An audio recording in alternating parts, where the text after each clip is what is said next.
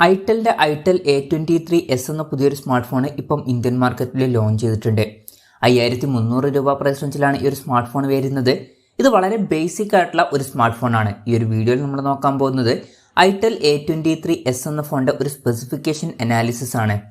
ആദ്യം നമ്മൾ ഡിസ്പ്ലേയുടെ കാര്യം പറയുകയാണെങ്കിൽ ഐറ്റൽ A23sൽ 5 ഇഞ്ചിൻ്റെ ഡിസ്പ്ലേ ആണ് കൊടുത്തിരിക്കുന്നത്. അപ്പോൾ അത്യാവശ്യം ചെറിയൊരു ഡിസ്പ്ലേ സൈസാണ് ഈ ഫോണിൽ വരുന്നത്.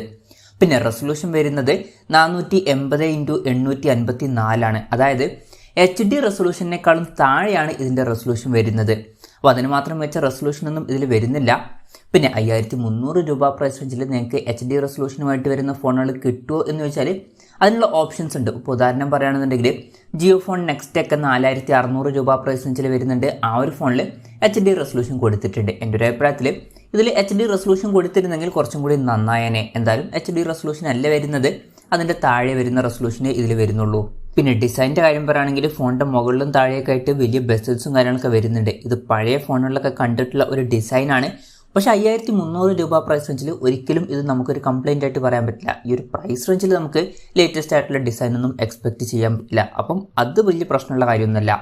അപ്പോൾ ഡിസ്പ്ലേ ഫീച്ചേഴ്സ് നമ്മൾ മൊത്തത്തിൽ നോക്കുകയാണെന്നുണ്ടെങ്കിൽ അതിന് മാത്രം മികച്ച ഡിസ്പ്ലേ ഫീച്ചേഴ്സ് ഇതിൽ വരുന്നുണ്ട് എന്നൊന്നും പറയാൻ പറ്റില്ല. HD റെസൊല്യൂഷൻ അവർക്ക് കൊടുക്കായിരുന്നു. പിന്നെ ഈ ഫോണിൽ ഫിംഗർ പ്രിന്റ് സെൻസറൊന്നും വരുന്നില്ല. ഫോണിൻ്റെ ബാക്കിൽ പ്ലാസ്റ്റിക് ബാക്ക് ബോഡിയാണ് വരുന്നത്. പിന്നെ ഫോണിൻ്റെ ബാക്കിൽ റെക്ടാങ്കുലർ ഡിസൈനിലുള്ള ക്യാമറ മോഡ്യൂളൊക്കെ കൊടുത്തിട്ടുണ്ട്. ഈ ഒരു ക്യാമറ മോഡ്യൂൾ വരുന്നത് ടോപ്പ് ലെഫ്റ്റ് ഭാഗത്തായിട്ടാണ് ഫോണിൻ്റെ ബാക്കിൽ. പിന്നെ ഈ ഫോണിൻ്റെ 3 കളർ വേരിയൻസ് ഇപ്പോൾ ലോഞ്ച് ചെയ്തിട്ടുണ്ട്. സ്കൈ സിയാൻ, സ്കൈ ബ്ലാക്ക്, അതുപോലെ തന്നെ ഓഷ്യൻ ബ്ലൂവും.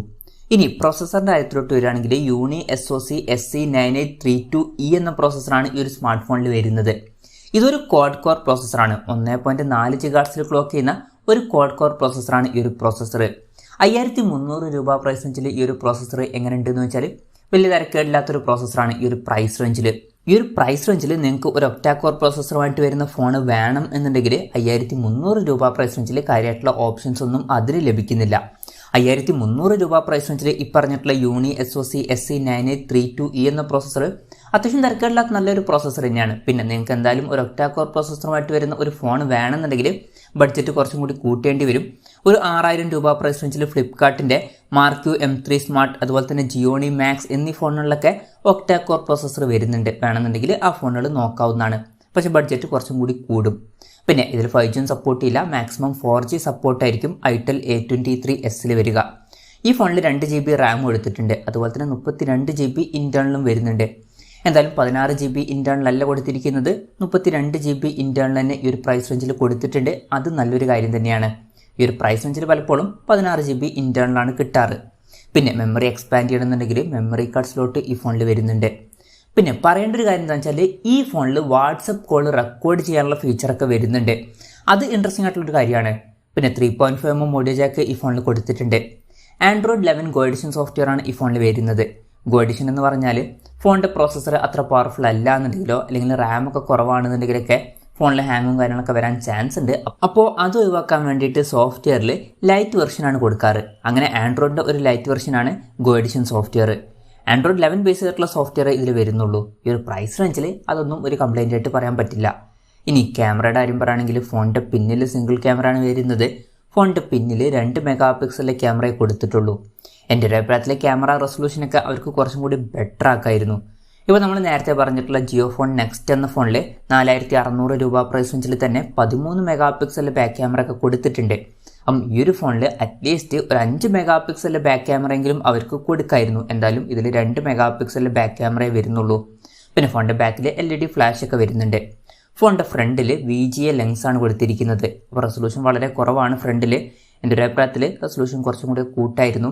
അറ്റ്ലീസ്റ്റ് കുറഞ്ഞത് 2 MP ആക്കായിരുന്നു. എന്തായാലും ക്യാമറ സ്പെസിഫിക്കേഷൻ അതിന് മാത്രം മികച്ചൊരു സ്പെസിഫിക്കേഷൻ അല്ല ഈ ഒരു പ്രൈസ് റേഞ്ചിൽ.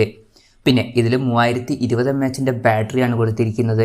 പിന്നെ ഈ ഒരു ഫോണിൽ ആൻഡ്രോയിഡിൻ്റെ Go എഡിഷൻ സോഫ്റ്റ്വെയറേ വരുന്നുള്ളൂ. അതുപോലെ തന്നെ റെസൊല്യൂഷൻ കുറവാണ്, സ്ക്രീൻ സൈസ് കുറവാണ്, ഇതുപോലുള്ള കാര്യങ്ങളൊക്കെ വരുന്നുണ്ട്. അതുകൊണ്ട് തന്നെ 3020 mAh ബാറ്ററി ആണെങ്കിലും അത്യാവശ്യം തിരക്കുകളില്ലാത്ത ബാറ്ററി ബാക്കപ്പും കാര്യങ്ങളൊക്കെ ഇതിൽ കിട്ടാൻ ചാൻസ് ഉണ്ട്, ബാറ്ററി കപ്പാസിറ്റി കുറവാണെങ്കിലും. പിന്നെ ഫാസ്റ്റ് ചാർജിങ്ങും സപ്പോർട്ട് ചെയ്യുന്നില്ല. ഈ ഒരു പ്രൈസ് റേഞ്ചിൽ അതൊരിക്കലും ഒരു കംപ്ലൈൻ്റ് ആയിട്ട് പറയാൻ പറ്റില്ല. വിലയുടെ കാര്യം പറയുകയാണെങ്കിൽ ഈ ഒരു ഫോണിൻ്റെ വില വരുന്നത് 5299 രൂപയാണ്. പിന്നെ 100 ദിവസത്തിൻ്റെ ഉള്ളിൽ തന്നെ സ്ക്രീൻ പൊട്ടുകയാണെന്നുണ്ടെങ്കിൽ സ്ക്രീൻ റീപ്ലേസ്മെൻറ്റ് വാറൻറ്റിയും ഇതിന് വരുന്നുണ്ട്. എന്തായാലും ഓവറോൾ നോക്കുകയാണെന്നുണ്ടെങ്കിൽ 5300 രൂപ പ്രൈസ് റേഞ്ചിൽ തരക്കേടില്ലാത്തൊരു ഫോണാണ് ഐറ്റൽ A23s എന്നൊക്കെ പറയാവുന്നതാണ്. എന്നാലും നിങ്ങൾക്ക് ബഡ്ജറ്റ് കുറച്ചും കൂടി കൂട്ടിയിട്ട് 6000 രൂപ പ്രൈസ് റേഞ്ചിൽ എത്തിക്കാം എന്നുണ്ടെങ്കിൽ മാർക്ക് M3 സ്മാർട്ട്, അതുപോലെ തന്നെ ജിയോണി മാക്സ് ഇതുപോലുള്ള ഫോണുകളൊക്കെ വരുന്നുണ്ട്. അതിലാണെങ്കിൽ ഇതിനേക്കാൾ ബെറ്റർ ആയിട്ടുള്ള ഡിസ്പ്ലേ റെസൊല്യൂഷൻ വരുന്നുണ്ട്, അതുപോലെ തന്നെ ഇതിനേക്കാൾ ബെറ്റർ ആയിട്ടുള്ള പ്രോസസ്സർ വരുന്നുണ്ട്, ഇതിനേക്കാൾ കുറച്ചും കൂടി ബെറ്റർ ആയിട്ടുള്ള ക്യാമറ സ്പെസിഫിക്കേഷനും ഈ ഫോണുകളിലൊക്കെ വരുന്നുണ്ട്. അപ്പോൾ നിങ്ങൾക്ക് ബഡ്ജറ്റ് ഒരു 700 രൂപയും കൂടി കൂട്ടാം എന്നുണ്ടെങ്കിൽ ഇതുപോലുള്ള ഫോണുകളൊക്കെ ഓപ്ഷനായിട്ട് വരുന്നുണ്ട്. അതുമാത്രമല്ല 4600 രൂപ പ്രൈസ് റേഞ്ചിൽ ജിയോ ഫോൺ നെക്സ്റ്റ് എന്ന ഫോൺ വരുന്നുണ്ട്. ആ ഒരു ഫോണിൽ കുറച്ചും കൂടി ബെറ്റർ ആയിട്ടുള്ള ക്യാമറ റെസൊല്യൂഷൻ വരുന്നുണ്ട്, അതുപോലെ തന്നെ ആ ഫോണിലും HD റെസൊല്യൂഷനൊക്കെ വരുന്നുണ്ട്. പിന്നെ ആ ഒരു ഫോണിലും തിരക്കേടില്ലാത്തൊരു പ്രോസസ്സറും കാര്യങ്ങളൊക്കെ കൊടുത്തിട്ടുണ്ട്. പക്ഷേ ആ ഒരു ഫോണിൻ്റെ കാര്യം എന്താണെന്ന് വെച്ചാൽ ജിയോ സിം നമ്മൾ അതിൽ യൂസ് ചെയ്യേണ്ടി വരും. എന്തായാലും ഈ ഒരു പ്രൈസ് റേഞ്ചിൽ ഈ ഒരു ഫോൺ അതിന് മാത്രം മികച്ചൊരു ഫോണാണ് എന്നൊന്നും എനിക്ക് തോന്നിയിട്ടില്ല. എന്തായാലും ഈ ഒരു ഫോണിനെ പറ്റിയിട്ടുള്ള നിങ്ങളുടെ അഭിപ്രായം ജസ്റ്റ് ഒന്ന് കമൻറ്റ് ചെയ്യുക.